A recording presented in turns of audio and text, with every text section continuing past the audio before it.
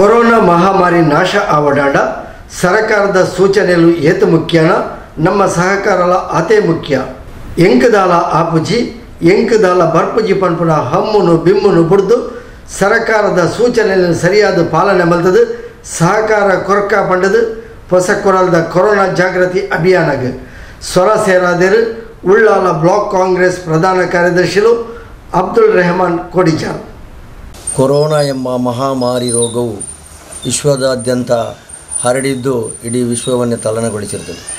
China ದೇಶದಲ್ಲಿ ಪ್ರಾರಂಭವಾದಂಥ ಈ ಒಂದು ಮಹಾಮಾರಿ ರೋಗವು ಇವತ್ತು ವಿಶ್ವದ ಬಹುತೇಕ ರಾಷ್ಟ್ರಗಳಲ್ಲಿ ಹಬ್ಬಿಕೊಂಡಿದ್ದು, ವಿಶ್ವದ ಅತ್ಯಂತ ಬಲಿಷ್ಠ ರಾಷ್ಟ್ರಗಳಾದ ಅಮೇರಿಕ, ಇಟಲಿ, ಫ್ರಾನ್ಸ್, ಜರ್ಮನಿ ಮುಂತಾದ ದೇಶಗಳು ಕೂಡ ಈ ಒಂದು ರೋಗದಿಂದಾಗಿ ತಲ್ಲಣಗೊಂಡಿದೆ. ವಿಶ್ವದ ಆರ್ಥಿಕ ಪರಿಸ್ಥಿತಿಯು ತೀರಾ ಹದಗೆಟ್ಟಿದ್ದು, ಮುಂದಿನ ದಿನಗಳಲ್ಲಿ ಇಡೀ ವಿಶ್ವದ ಒಂದು ಸಂಕಷ್ಟಕ್ಕೀಡಾಗುವಂಥ ಒಂದು ನಿಕೃಷ್ಟ ಇದರಲ್ಲಿ ನಾವೆಲ್ಲ ಇದ್ದೇವೆ. ಇವತ್ತು ನಮ್ಮ ದೇಶದಲ್ಲಿ ಕೂಡ ಕೊರೋನಾ ಹಬ್ಬಿಕೊಂಡಿದ್ದು, ನಮ್ಮ ದೇಶದ ಪ್ರಧಾನಮಂತ್ರಿಗಳು, ನಮ್ಮ ಸರ್ಕಾರ ಈಗಾಗಲೇ ಲಾಕ್ಡೌನನ್ನು ಘೋಷಣೆ ಮಾಡಿದ್ದು ನಮ್ಮ ಎಲ್ಲ ಜನರು ಕೂಡ ಇದಕ್ಕೆ ಸ್ಪಂದನೆ ನೀಡುವುದರ ಮೂಲಕ ನಮ್ಮ ದೇಶದಲ್ಲಿ ಈ ಒಂದು ರೋಗವನ್ನು ವ್ಯಾಪಕವಾಗಿ ಹಬ್ಬುವುದನ್ನು ತಡೆಗಟ್ಟಲು ಒಂದು ರೀತಿಯಲ್ಲಿ ನಾವೆಲ್ಲ ಸಹಾಯ ಮಾಡಿದ್ದೇವೆ. ಸರ್ಕಾರವು ಹಲವಾರು ನಿಬಂಧನೆಗಳನ್ನು ಮಾಡಿ ಈ ಒಂದು ರೋಗವು ಹರಡದಂತೆ ಹೆಚ್ಚಿನ ಕ್ರಮಗಳನ್ನು ಕೈಗೊಂಡಿದೆ. ಇವತ್ತು ಎಲ್ಲ ರಾಜಕೀಯ ಪಕ್ಷಗಳು, ಅದು ವಿರೋಧ ಪಕ್ಷಗಳು ಕೂಡ ಸರ್ಕಾರದೊಂದಿಗೆ ಕೈ ಜೋಡಿಸಿಕೊಂಡು ಸಲಹೆ ಸೂಚನೆಗಳನ್ನು ನೀಡುವುದರ ಮೂಲಕ ನಮ್ಮ ದೇಶದಲ್ಲಿ ಈ ಒಂದು ಮಹಾಮಾರಿಯನ್ನು ಹತ್ತಿಕ್ಕುವುದಕ್ಕೆ ಪ್ರಯತ್ನವನ್ನು ಮಾಡುತ್ತಿರುವಂಥ ಸಂದರ್ಭದಲ್ಲಿ ನಾಗರಿಕರುಗಳಾದ ನಾವು ಕೂಡ ಭಾಳ ಜವಾಬ್ದಾರಿ ನಮ್ಮ ಮೇಲಿದೆ. ನಾವೆಲ್ಲ ಸರ್ಕಾರದ ಯಾವುದೇ ಒಂದು ಕಾನೂನುಗಳನ್ನು ಮಾಡಿದರೆ ಅದನ್ನು ಶಿಷ್ಟಾಚಾರವಾಗಿ ಪಾಲನೆ ಮಾಡಿಕೊಂಡು ಈ ರೋಗ ದೇಶದಾದ್ಯಂತ ಹಬ್ಬದಂತೆ ನಾವು ಪ್ರತಿಯೊಬ್ಬರೂ ಕೂಡ ಸರ್ಕಾರದೊಂದಿಗೆ ಕೈ ಜೋಡಿಸಬೇಕಾದಂಥ ಒಂದು ಸನ್ನಿವೇಶ ನಮ್ಮ ದೇಶದಲ್ಲಿದೆ.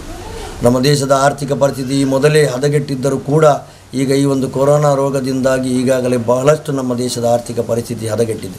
ಇದು ಮುಂದಿನ ದಿನಗಳಲ್ಲಿ ಯಾವ ಹಂತಕ್ಕೆ ಹೋಗ್ತದೆ ಎಂಬುದನ್ನು ಊಹಿಸಲು ಕೂಡ ನಮಗೆ ಸಾಧ್ಯವಿಲ್ಲ. ಈಗ ನಾವೆಲ್ಲ ಈ ಒಂದು ಸಂಕಷ್ಟ ಪರಿಸ್ಥಿತಿಯಲ್ಲಿ ನಾವೆಲ್ಲ ಪ್ರತಿಯೊಬ್ಬರೂ ಕೂಡ ಜಾಗೃತರಾಗಿರಬೇಕಾಗುತ್ತದೆ. ನಮ್ಮೆಲ್ಲರ ಕರ್ತವ್ಯ. ಸರ್ಕಾರ ಯಾವುದೆಲ್ಲ ಕಾನೂನುಗಳನ್ನು ಮಾಡುತ್ತದೋ ಅದನ್ನು ನಾವೆಲ್ಲರೂ ಶಿಷ್ಟಾಚಾರವಾಗಿ ನಾವು ಪಾಲನೆ ಮಾಡಬೇಕಾಗ್ತದೆ. ನಮ್ಮ ಪೊಲೀಸ್ ಅಧಿಕಾರಿಗಳು, ನಮ್ಮ ಆಶಾ ಕಾರ್ಯಕರ್ತರು ನಮ್ಮೆಲ್ಲರ ರಕ್ಷಣೆಗಾಗಿ ಹೋರಾಡುವಂಥ ಸಂದರ್ಭದಲ್ಲಿ ಅವರಿಗೆ ನಾವು ಪ್ರತಿಯೊಬ್ಬರೂ ಕೂಡ ಬೆಂಗಾವಲಾಗಿ ನಿಂತು ನಾವು ಅವರಿಗೆ ಸಹಕಾರವನ್ನು ಕೊಡಬೇಕಾದದ್ದು ಪ್ರತಿಯೊಬ್ಬ ನಾಗರಿಕನ ಕರ್ತವ್ಯ ಕೂಡ ಆಗಿದೆ. ನಮ್ಮ ದೇಶದಲ್ಲಿ ನಿಮಗೆಲ್ಲ ಗೊತ್ತಿರುವಂತೆ ಪ್ರತಿಯೊಬ್ಬರೂ ಕೂಡ ಭಾಳ ಒಗ್ಗಟ್ಟಿನಿಂದ ಆತ್ಮೀಯತೆಯಿಂದ ಬಾಳುವಂಥ ಈ ಒಂದು ದೇಶದಲ್ಲಿ ಈ ಒಂದು ರೋಗದ ಸಂದರ್ಭದಲ್ಲಿ ಕೂಡ ನಾವು ಯಾವುದೇ ರೀತಿಯ ವೈಷಮ್ಯಗಳಿಗೆ ಎಡೆಮಾಡಿಕೊಡದೆ ಪ್ರತಿಯೊಬ್ಬರೂ ಕೂಡ ಒಗ್ಗಟ್ಟಿನಿಂದ ಈ ದೇಶದ ಸರ್ಕಾರಕ್ಕೆ ನಾವು ಬೆಂಬಲವನ್ನು ಕೊಡುವ ಮೂಲಕ ಈ ದೇಶದಲ್ಲಿ ಈ ರೋಗವನ್ನು ತಡೆಗಟ್ಟುವಂತಲೂ ಸಹಾಯಕವಾಗ್ತದೆ ಎಂದು ನಾನು ಭಾವಿಸ್ತೇನೆ. ಅದೇ ರೀತಿಯಲ್ಲಿ ಮುಂದಿನ ದಿನಗಳಲ್ಲಿ ರಂಜಾನ್ ಹಬ್ಬ ಬರ್ತದೆ. ನಾವು ಮುಸಲ್ಮಾನ್ ಬಾಂಧವರು ರಂಜಾನ್ ಹಬ್ಬದಲ್ಲಿ ವಿಶೇಷವಾಗಿ ನಮಗೆಲ್ಲ ಮಸೀದಿಯಲ್ಲೇ ಪ್ರಾರ್ಥನೆ ಮಾಡಬೇಕಂತ ಇಚ್ಛೆ ಇರುತ್ತದೆ. ಆದರೆ ಈಗಾಗಲೇ ನಮ್ಮ ಉಭಯ ಜಿಲ್ಲೆಯ ಕಾಜಿಗಳು, ನಮ್ಮ ವಕ್ಫ್ ಬೋರ್ಡ್ ಕೂಡ ನಮಗೆ ಒಂದು ಸ್ಪಷ್ಟವಾದ ಸಂದೇಶವನ್ನು ಕೊಟ್ಟಿದ್ದಾರೆ. ಯಾವುದೇ ಕಾರಣಕ್ಕೂ ಕೂಡ ರಂಜಾನ್ ಹಬ್ಬದಲ್ಲಿ ಮಸೀದಿಯಲ್ಲಿ ಹೋಗಿ ಸಾಮೂಹಿಕ ಪ್ರಾರ್ಥನೆಯನ್ನು ಮಾಡುವುದು ಬೇಡ.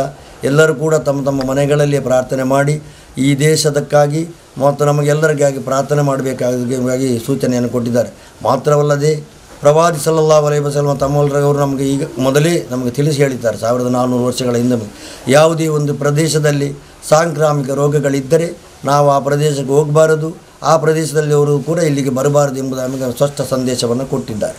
ಮಾತ್ರವಲ್ಲದೆ ಅವರ ಕಾಲದಲ್ಲಿ, ಪ್ರವಾದಿಯವರ ಸಹಾಬಿಗಳ ಕಾಲದಲ್ಲಿ ಕೂಡ ಸಾಂಕ್ರಾಮಿಕ ರೋಗಗಳು, ಮಳೆ, ಚಳಿಯಿಂದಾಗಿ ಜುಮಾ ನಮಾಜ್ಗಳು, ಹಜ್ ಕರ್ಮಗಳು ನಿಂತಿರುವಂಥ ನಿದರ್ಶನಗಳು ಕೂಡ ನಮ್ಮ ಮುಂದಿದೆ.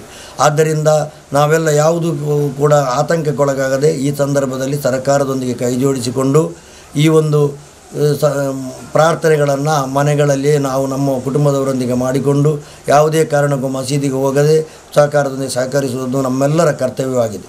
ಅದೇ ರೀತಿಯಲ್ಲಿ ನಮ್ಮ ಯುವಕ ಮಿತ್ರರು ಅನಗತ್ಯವಾಗಿ ಯಾವುದೇ ಕೆಲಸ ಕಾರ್ಯಗಳಿಲ್ಲದೆ ಬೈಕ್ಗಳಲ್ಲಿ, ಕಾರುಗಳಲ್ಲಿ ಸುತ್ತಾಡುವುದನ್ನು ಕೂಡ ಕಡಿಮೆ ಮಾಡುವುದರ ಮೂಲಕ ಸಮಾಜಕ್ಕೆ ಒಳ್ಳೆಯ ಸಂದೇಶವನ್ನು ನೀಡಬೇಕಾಗಿದೆ. ಅದೇ ರೀತಿಯಲ್ಲಿ ಸಾಮಾಜಿಕ ಜಾಲತಾಣಗಳಲ್ಲಿ ಹೆಚ್ಚೆಚ್ಚಾಗಿ ಬಯಸುವ ನಮ್ಮ ಯುವಕರು ಈ ಒಂದು ಸಂದರ್ಭದಲ್ಲಿ ಭಾಳ ಉತ್ತಮವಾದ ಸಂದೇಶಗಳನ್ನು ವಿತರಿಸಬೇಕು. ರೋಗಕ್ಕೆ, ವೈರಸ್ಸಿಗೆ ಜಾತಿ, ಮತ, ಭೇದ ಯಾವುದು ಗೊತ್ತಿಲ್ಲ. ಅದು ಯಾರಿಗೆ ಬರ್ತದೆ ಅಂದರೆ ಊಹಿಸಲು ಅಸಾಧ್ಯ. ಆದ್ದರಿಂದ ಇಂಥ ಸಂದರ್ಭದಲ್ಲಿ ನೀವು ಪರಸ್ಪರ ವೈಷಮ್ಯ ಮಾಡುವಂಥ ಸಂದೇಶಗಳನ್ನು ತಮ್ಮ ವಾಟ್ಸಪ್ಗಳಲ್ಲಿ ಫೇಸ್ಬುಕ್ಗಳಲ್ಲಿ ಪೋಸ್ಟಿಂಗ್ ಮಾಡದೆ ಒಳ್ಳೆಯ ಈ ಮಹಾಮಾರಿಯನ್ನು ಯಾವ ರೀತಿ ತಡೆಗಟ್ಟಬಹುದು ಎಂಬ ಸಂದೇಶವನ್ನು ನೀವು ಪ್ರತಿಯೊಬ್ಬರು ಕೂಡ ಬಿತ್ತರಿಸುವ ಮೂಲಕ ನೀವು ಕೂಡ ಈ ಒಂದು ಕೊರೋನಾ ರೋಗವನ್ನು ತಡೆಗಟ್ಟುವ ವಾರಿಯರ್ಸ್ ಆಗಿ ಕೆಲಸ ಮಾಡಲಿಕ್ಕೆ ನಿಮಗೆ ಸಹಾಯಕ ಆಗ್ತದೆ. ಬಹುಶಃ ನಿಮಗೆಲ್ಲ ಗೊತ್ತಿರುವಂತೆ ಕೆಲವೊಂದು ವ್ಯಕ್ತಿಗಳು ಪ್ರತಿಯೊಂದು ಸಮಾಜದಲ್ಲಿ 1-2% ಜನ ಇರ್ತಾರೆ ತಲೆಹರಟೆಗಳು.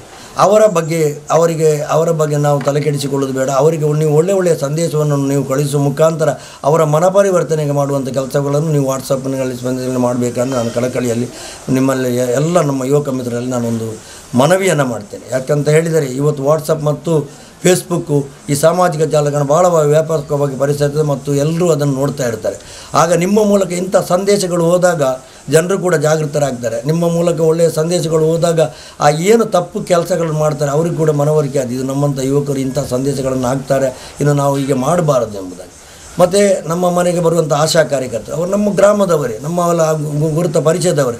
ಅವರು ಬಂದಾಗ ಅವರ ಬಳಿ ಆತ್ಮೀಯತೆಯಿಂದ ಮಾತಾಗಿ ಅವರಿಗೆ ಏನು ಸಹಕಾರ ಬೇಕು ಅದನ್ನೆಲ್ಲ ಕೊಡುವುದನ್ನು ಬಿಟ್ಟು ಅವರಲ್ಲಿ ಯಾವುದೇ ರೀತಿಯ ಉದ್ವಿಗ್ನತೆಯ ಮಾತುಗಳನ್ನು ಆಡುವುದಾಗಲಿ ಅವರ ಬಗ್ಗೆ ತಪ್ಪಭಿಪ್ರಾಯವನ್ನು ಮಾಡುವುದಾಗಲಿ ಯಾರೂ ಕೂಡ ಮಾಡಬಾರದು. ಅವರು ನಮ್ಮ ಜೀವದ ರಕ್ಷಣೆಗಾಗಿ ನಮ್ಮೊಂದಿಗೆ ಸಹಕರಿಸ್ತಾ ಇದ್ದಾರೆ, ಅದನ್ನು ಕೂಡ ನಾವು ಮಾಡಬೇಕಾಗಿದೆ. ಮತ್ತು ಇವತ್ತು ನಮ್ಮ ಕ್ಷೇತ್ರದ ಶಾಸಕರಾದ ಯು ಟಿ ಖಾದರ್ ಅವರು ಒಬ್ಬ ಜನಪ್ರತಿನಿಧಿಯಾಗಿ ಏನೆಲ್ಲ ಮಾಡಬೇಕಾ ಅದನ್ನೆಲ್ಲ ಭಾಳ ನಮಗೆಲ್ಲ ಮಾದರಿಯಾಗಿ ಕೆಲಸ ಮಾಡುವಂಥ ಒಬ್ಬ ಶಾಸಕರು.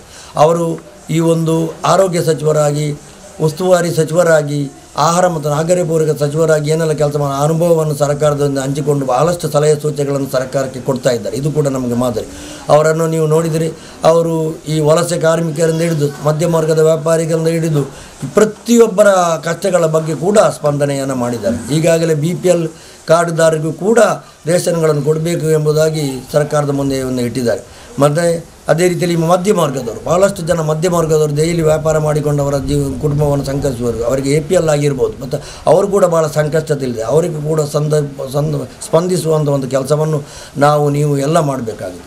ಅದೇ ರೀತಿಯಲ್ಲಿ ರಂಜಾನ್ ಸಂದರ್ಭದಲ್ಲಿ ದುಡ್ಡಿದ್ದವರು ಶ್ರೀಮಂತರು ಆದಷ್ಟು ಹೆಚ್ಚಿನ ರೀತಿಯಲ್ಲಿ ಕೈಲಾದ ಸಹಾಯವನ್ನು ಬಡವರಿಗೆ ಬಗ್ಗರಿಗೆ ಮಾಡುವ ಮೂಲಕ ಈ ಒಂದು ಸಂದರ್ಭದಲ್ಲಿ ನಾವು ಎಲ್ಲರಿಗೆ ಸಹಾಯ ಮಾಡುವಂಥ ಒಂದು ಅವಕಾಶ ಕೂಡ ನಮ್ಮ ಮುಂದೆ ಬಂದಿದೆ. ಬಹುಶಃ ನಾವೆಲ್ಲ ಒಟ್ಟಿಗೆ ಸೇರಿಕೊಂಡು ಎಲ್ಲರ ಒಗ್ಗಟ್ಟಿನಿಂದ ಯಾವುದೇ ರೀತಿಯ ಆತಂಕವನ್ನು ಮಾಡದೆ ಎಲ್ಲರೂ ಒಗ್ಗಟ್ಟಾಗಿ ಈ ಒಂದು ದೇಶವನ್ನು ಕಟ್ಟುವ ಮತ್ತು ಈ ರೋಗವನ್ನು ನಮ್ಮ ದೇಶದಿಂದ ಒದ್ದೋಡಿಸುವಂಥ ಕೆಲಸವನ್ನು ನೀವು ಎಲ್ಲ ಕೂಡ ಸೇರಿ ಮಾಡುವ ಅಂತ ಹೇಳಿಕೊಂಡು, ಅದೂ ಅಲ್ಲದೆ ಈಗ ನಮ್ಮ ಜಿಲ್ಲೆಯಲ್ಲಿ ಕೂಡ ಈ ಒಂದು ಕೊರೋನಾದಿಂದಾಗಿ 2 ಸಾವುಗಳು ಈಗಾಗಲೇ ಸಂಭವಿಸಿದೆ. ಅದು ಕೂಡ ನಮಗೆ ಭಾಳ ಬೇಸರವನ್ನು ತಂದಿದೆ. ಒಂದು ಹಂತದಲ್ಲಿ ನಮ್ಮ ಜಿಲ್ಲೆ ಭಾಳ ಹತೋಟಿಗೆ ಬಂದು ನಾವೆಲ್ಲ ನಿಟ್ಟುಸಿರು ಬಿಟ್ಟು ಒಂದು ಸಮಾಧಾನಕರ ಪರಿಸ್ಥಿತಿಯಿಂದ ಸಂದರ್ಭದಲ್ಲಿ ನಮ್ಮ ಜಿಲ್ಲೆಯಲ್ಲಿ ಕೂಡ 2 ಸಾವು ಸಂಭವಿಸಿದ ನಮಗೆ ಎಲ್ಲ ಆತಂಕವನ್ನು ಉಂಟು ಮಾಡಿದೆ. ಈ ಒಂದು ಸಂದರ್ಭದಲ್ಲಿ ಅವರನ್ನು ಶುಶ್ರೂಷೆ ಮಾಡಿದಂಥ ದಾದಿಗಳು, ಡಾಕ್ಟ್ರುಗಳು ಅವರ ಕೆಲಸವನ್ನು ಕೂಡ ನಾವು ಮೆಚ್ಚಲೇಬೇಕಾಗ್ತದೆ. ಅವರಿಗೂ ನಾವು ಆಭಾರಿಯಾಗಿದ್ದೇವೆ. ಮುಂದೆ ಕೂಡ ಅವರಿಗೆ ಸಹಕಾರ ನೀಡಬೇಕು. ಆದ್ದರಿಂದ ನಮ್ಮ ಜಿಲ್ಲೆಯಲ್ಲಿ ಪ್ರತಿಯೊಬ್ಬರು ಕೂಡ ನಾವು ಭಾಳ ಜಾಗೃತಿಯಿಂದ ಇನ್ನು ಮುಂದಕ್ಕೆ ಜಿಲ್ಲಾಡಳಿತ ಏನೆಲ್ಲ ನಮ್ಮ ಜಿಲ್ಲಾಧಿಕಾರಿಗಳು, ನಮ್ಮ ಸಚಿವರುಗಳು, ನಮ್ಮ ಶಾಸಕರುಗಳು, ನಮ್ಮ ಜನಪತಿಗಳು ನಮಗೆ ಮಾರ್ಗದರ್ಶನ ನೀಡಿದ್ದಾರೆ ಅದನ್ನೆಲ್ಲ ಪಾಲಿಸಿಕೊಂಡು ಈ ಜಿಲ್ಲೆಯಿಂದ ಈ ಒಂದು ರೋಗವನ್ನು ಮುಕ್ತಗೊಳಿಸಲಿಕ್ಕೆ ಸಮಾಧಾನಕರವಾಗಿ ನಾವು ಪ್ರಯತ್ನ ಮಾಡಿದರೆ ಮುಂದಿನ ದಿನಗಳಲ್ಲಿ ನಮ್ಮ ಜಿಲ್ಲೆಯಲ್ಲಿ ನಾವೆಲ್ಲ ಶಾಂತಿಯಿಂದ ಮತ್ತು ಭಾಳೊಂದು ಸಾಮರಸ್ಯದಿಂದ ಮತ್ತು ಈ ರೋಗದಿಂದ ಯಕ್ಷರಾಗಿ ನಮ್ಮ ಜನಜೀವನವನ್ನು ಯಥಾಸ್ಥಿತಿಯಲ್ಲಿ ಮುಂದುವರಿಕೆಯಲ್ಲಿ ಸಹಾಯಕವಾಗ್ತದೆ. ಅದಕ್ಕೆ ನಾವೆಲ್ಲ ಸಹಾಯ ಮಾಡುವಂಥ ರೀತಿಯಲ್ಲಿ ಕೆಲಸ ಮಾಡೋಣ ಅಂತ ಕೂಡ ನಾನು ಈ ಸಂದರ್ಭದಲ್ಲಿ ಜನತೆಗೆ ಕರೆ ಕೊಡ್ತಾ ಇದ್ದೆ. ಪ್ರತಿಯೊಬ್ಬರೂ ಕೂಡ ರಂಜಾನ್ ಹಬ್ಬದಲ್ಲಿ ಭಾಳ ಸಮೃದ್ಧಿಯಿಂದ ಬಾಳುವಂತಾಗಲಿ, ಎಲ್ಲರಿಗಾಗಿ ಒಳಿತಿಗಾಗಿ ಪ್ರಾರ್ಥನೆಯನ್ನು ಮಾಡುವಂಥ ಮೂಲಕ ರಂಜಾನ್ ಹಬ್ಬವು ಕೂಡ ನಮಗೆಲ್ಲರಿಗೂ ಒಳ್ಳೆಯದನ್ನು ಮಾಡಲಿ ಎಂದು ಶುಭಾಶಯವನ್ನು ಹೇಳ್ತೇನೆ.